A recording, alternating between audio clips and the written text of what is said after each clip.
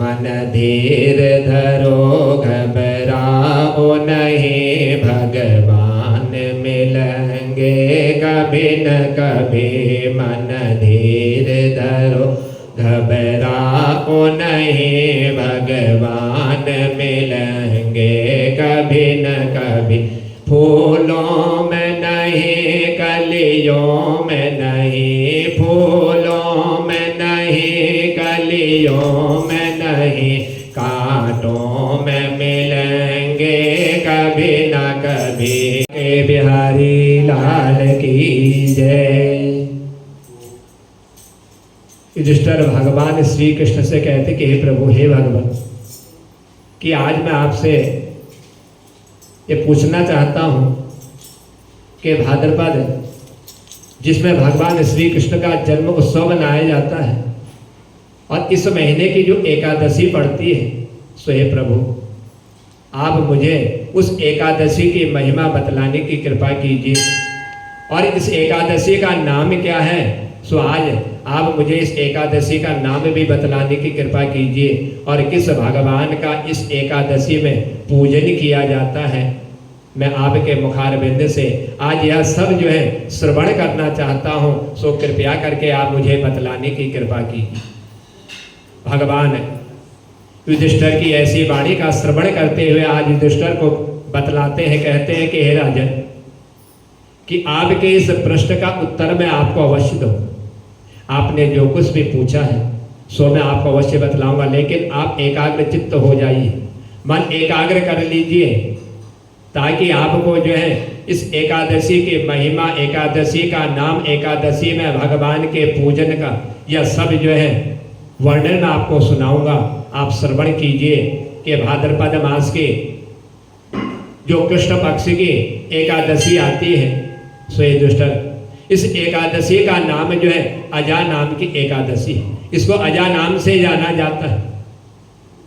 और यह जो एकादशी है अजा नाम की, ये अजा नाम की एकादशी मनुष्य के सब पापों को नष्ट कर देती, सब पापों को यह भस्म कर देती है। यह शास्त्रों में वर्णन है, बतलाया हुआ है।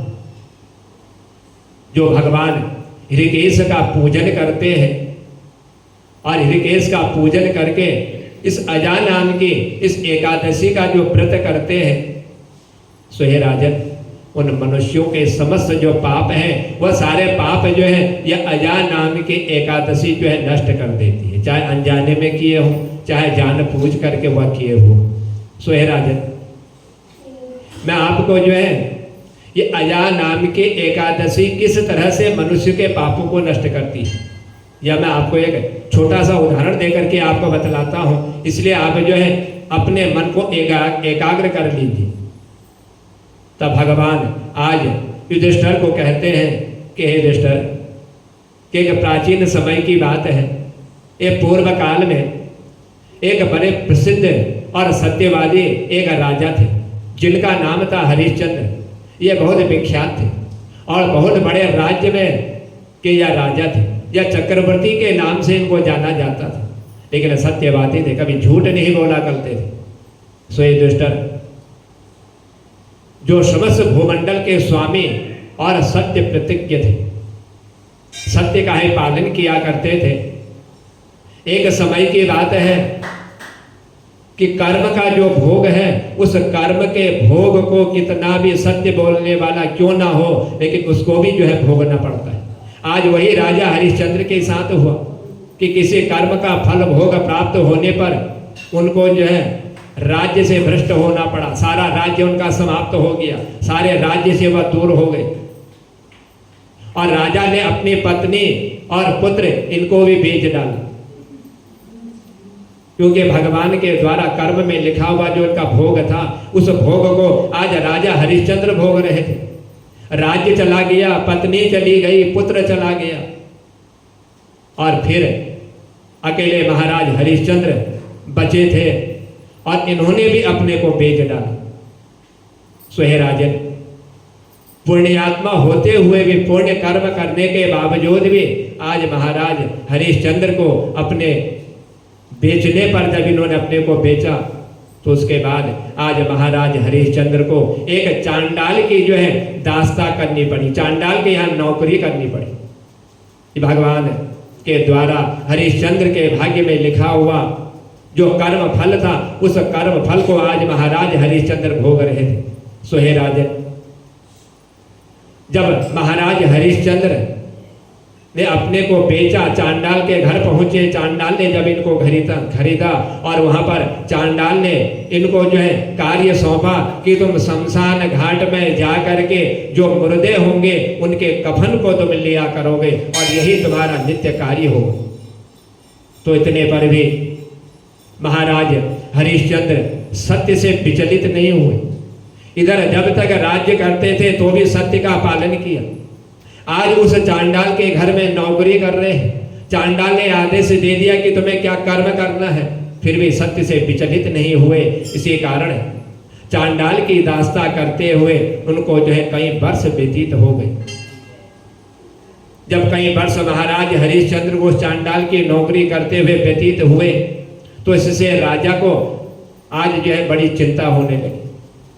राजा जो है अत्यंत दुखी हो करके अपने मन में विचार करने लगे, सोचने लगे महाराज हरिश्चंद्र, एक तो चांडाल की नौकरी कर रहे हैं और उधर से दुखी है, पत्नी बिक गई, एक पुत्र था रोहित वो भी बिक गया और स्वयं भी इन्होंने चांडाल को बेच दिया।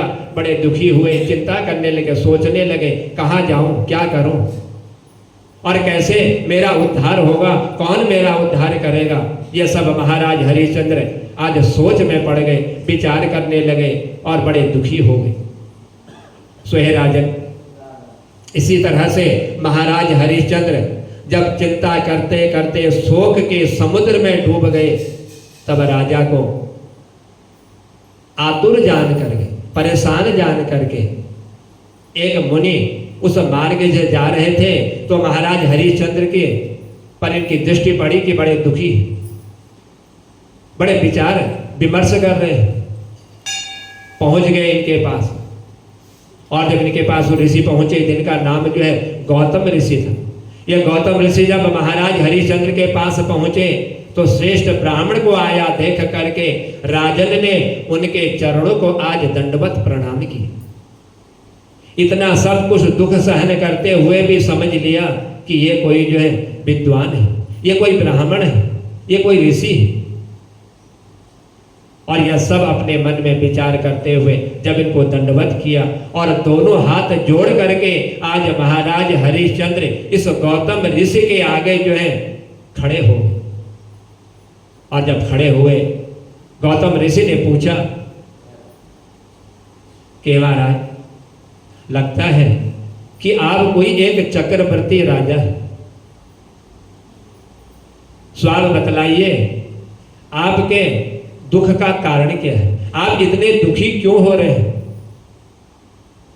और आज आप मुझे जो है अपने दुख का कारण विस्तार पूर्वक बतलाइए, क्योंकि मैं समझ गया हूं कि आप कोई राजा है, कोई साधारण व्यक्ति नहीं है।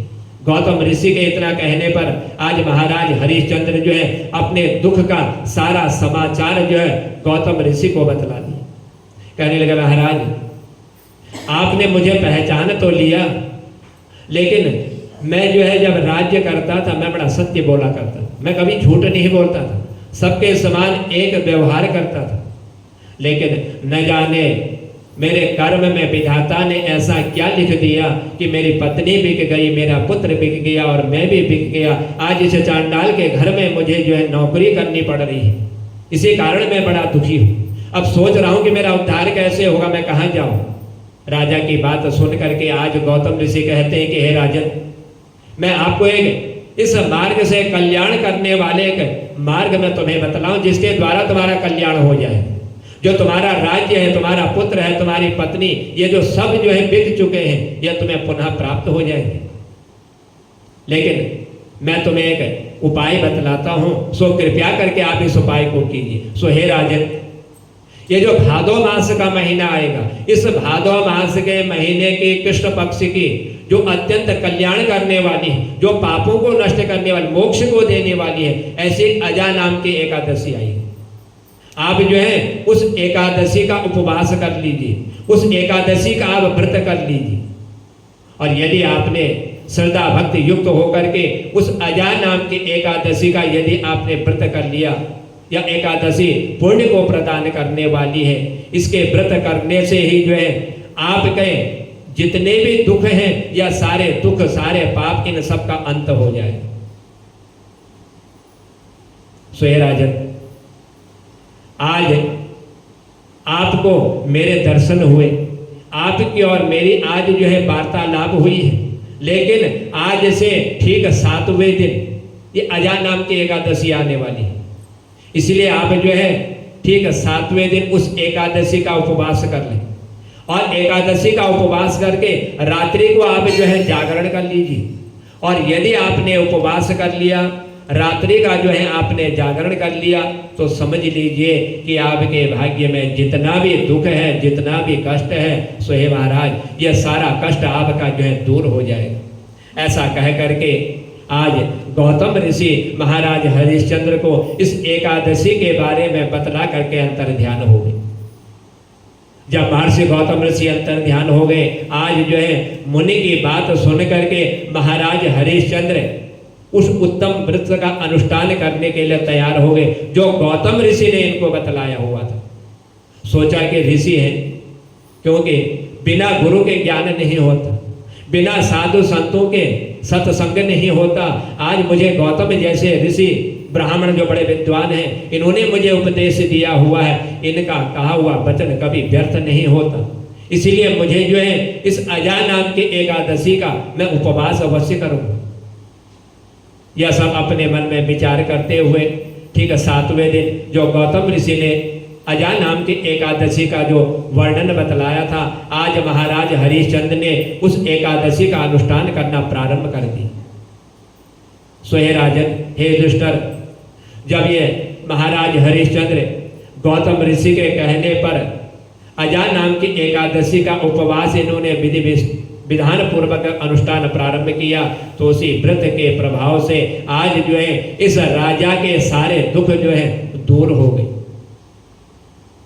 और सारे दुख दूर हो करके जो महाराज हरिश्चंद्र ने सत्य का पालन करते हुए अपनी पत्नी को बेचा था, अपने पुत्र को बेचा था, आज इसी अजा नाम के एकादशी के प्रभाव से और गौतम ऋषि के दर्शन मात्र से ही इनको पत्नी का सानिध्य प्राप्त हुआ, इनका पुत्र जो है इनको प्राप्त हो गया। इन दोनों को, पति पत्नी को आज पुनः जो है जीवन प्राप्त हो गया। सो हे राजन, जब ये दोनों पुत्र और इनकी पत्नी आज महाराज हरिश्चंद्र से जब मिले, तीनों एक साथ हुए, तो उसी समय जो है आज आकाश से देवता लोग भी जो है महाराज हरिश्चंद्र के सत्य की प्रतिज्ञा करते हुए और सत्य का पालन करते हुए आज महाराज के ऊपर फूलों की वर्षा देवता लोगों ने देवलोक से करी। और एकादशी के प्रभाव से इस राजा को पुनः फिर से जो है अपना राज्य प्राप्त हो। और जब तक महाराज हरिश्चंद्र जीवित थे, तब तक इन्होंने पुनः अपने उस राज्य के कार्य को जो है संपूर्ण किया। और अंत में उनके राज्य में रहने वाले जितने भी मनुष्य थे, यह सब परिजनों के साथ आज महाराज हरिश्चंद्र जो है सबको साथ लेकर के स्वर्ग लोक की ओर इन्होंने प्रस्थान की। तो राजा युधिष्ठिर, जो मनुष्य अजा नाम की एकादशी का जो व्रत कर लेता है, वह सब पापों से मुक्त होकर के स्वर्ग लोक को चला जाता है। और महाराज हरिश्चंद्र के राज्य में जिन्होंने महाराज हरिश्चंद्र के द्वारा इस एकादशी के अनुष्ठान के व्रत को जो नहीं समझ पाया, जिसने नहीं किया, जो इसकी महिमा को नहीं समझा था, वह सब जो है उसी स्थान पर विराजमान रहे और देखने लगे कि आज महाराज हरिश्चंद्र के साथ ये नगर के सभी लोग जो है स्वर्ग की ओर प्रस्थान कर रहे हैं।